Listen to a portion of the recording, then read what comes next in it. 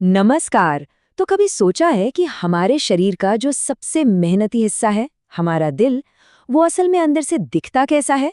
चलिए, आज हम इसके अंदर एक सफर पर चलते हैं और समझते हैं कि ये कमाल का पंप हमारी जिंदगी की धुन को कैसे बनाए रखता है। ये जो एक साधारण सा दिखने वाला चित्र है ना, यही आज के सफर के लिए हमारा नक्शा है। हम इसी के सहारे खून की एक एक बूंद का पीछा करेंगे और देखेंगे कि वो हमारे दिल से होकर कैसे गुजरती है। सच बताऊं, ये सफर वाकई में बहुत दिलचस्प होने वाला है। दिल की बनावट को समझने का सबसे आसान तरीका पता है क्या है? इसे घर की तरह सोचिए। मतलब एक ऐसा घर जिसके दो हिस्से हैं, चार कमरे हैं और कुछ ऐसे खास दरवाजे हैं जो सिर्फ एक ही तरफ खुलते हैं। ये छोटी सी बात पूरे सफर में हमारी बहुत मदद करेगी। तो कहानी शुरू होती है अशुद्ध खून से। मतलब वो खून जिसमें ऑक्सीजन की मात्रा कम हो चुकी है।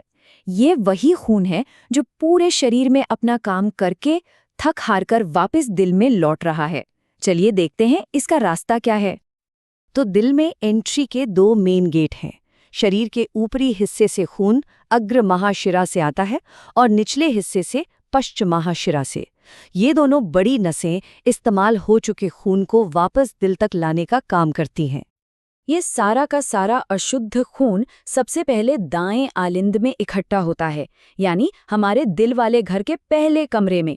इसे दिल का रिसीविंग रूम भी कह सकते हैं, जहां शरीर से लौटा हुआ सारा थका हुआ खून जमा होता है। दाएं आलिंद से खून सीधा नीचे की ओर दाएं निलय में चला जाता है। ये दूसरा कमरा एक तरह के प्री पंप जैसा है, जो इस खून को इसके अगले स्टॉप पर भेजने की तैयारी करता है। और फिर दायां निलय जोर से सिकुड़ता है और ये इस अशुद्ध खून को फुफ्फुस धमनी के रास्ते दिल से बाहर फेंक देता है, सीधा फेफड़ों की तरफ, जहां इसे ताजी ऑक्सीजन मिलनी है। चलिए अब कहानी के दूसरे हिस्से पर चलते हैं। फेफड़ों में ऑक्सीजन भरने के बाद हमारा खून अब बिल्कुल ताज़ा और शुद्ध हो चुका है। अब देखते हैं कि ये ऑक्सीजन से भरपूर लाल खून दिल में वापस कैसे आता है और फिर पूरे शरीर में कैसे फैलता है।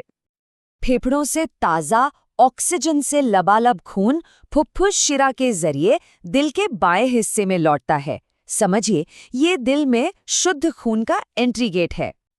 ये ताज़ा खून अब दिल के तीसरे कमरे में यानी बाएं आलिंद में जमा होता है। ये शुद्ध खून का रिसीविंग एरिया है, बिल्कुल वैसे ही जैसे दायां आलिंद अशुद्ध खून का था। बाएं आलिंद से खून हमारे घर के चौथे और सबसे मजबूत कमरे में जाता है और वो है बायां निलय। ये दिल का असली पावर हाउस है। इसकी दीवारें मोटी और बहुत ताकतवर होती हैं। आखिरकार इसी को तो खून पूरे शरीर में पंप करने का भारी काम करना है। और आखिर में बायां निलय जोर से पंप करता है और इस खून को महाधमनी में धकेल देता है। ये हमारे शरीर की सबसे बड़ी धमनी है। समझिए, ये वो मेन हाईवे है जो सिर से लेकर पैर की उंगलियों तक हर एक हिस्से को जिंदगी देने वाला ऑक्सीजन वाला खून पहुंचाता है। तो सारी बात का निचोड़ ये है कि दिल के दो हिस्से, दो बिल्कुल अलग अलग काम करते हैं। दायां हिस्सा फेफड़ों को गंदा खून भेजता है साफ होने के लिए, और बायां हिस्सा पूरे शरीर को साफ खून भेजता है काम करने के लिए। मतलब एक ही मशीन में दो दो पंप। पर एक सवाल है, ये खून हमेशा सही दिशा में ही कैसे बहता है, पीछे की तरफ क्यों नहीं चला जाता? इसका राज छिपा है दिल के दरवाजों में, जिन्हें हम वाल्व कहते हैं। यही वो चीजें हैं जो पक्का करती हैं कि खून का बहाव हमेशा एक तरफा रहे। हमारे दिल में चार मेन वाल्व होते हैं: त्रिवलित, फुफ्फुस, द्विवलित और महाधमनी वाल्व। और इन चारों का सिर्फ एक ही लेकिन बहुत जरूरी काम है, खून को आगे तो जाने देना पर वापस नहीं आने देना। वो खुलते हैं, खून को आगे भेजते हैं और फिर थक से बंद हो जाते हैं। तो अब जब हम सारे हिस्सों को जान गए हैं, चलिए इस पूरे चक्र को एक साथ जोड़ते हैं और देखते हैं कि सिर्फ एक धड़कन में असल में होता क्या क्या है। ये पूरी कहानी को कितने शानदार ढंग से बताता है। जरा सोचिए, एक ही धड़कन में अशुद्ध खून अंदर आता है, फेफड़ों में जाता है, शुद्ध होकर लौटता है और फिर पूरे शरीर में पंप हो जाता है। और ये सब कुछ 1 सेकंड से भी कम समय में हो जाता है। कमाल है ना? और ये चक्र, ये हर दिन एक बार नहीं, 1000 बार नहीं, बल्कि 1 लाख से भी ज्यादा बार दोहराया जाता है, बिना रुके, बिना थके।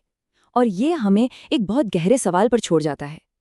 आखिर ये अविश्वसनीय ताकत, जिंदगी की ये लगातार चलने वाली लय, ये सब मुमकिन कैसे है?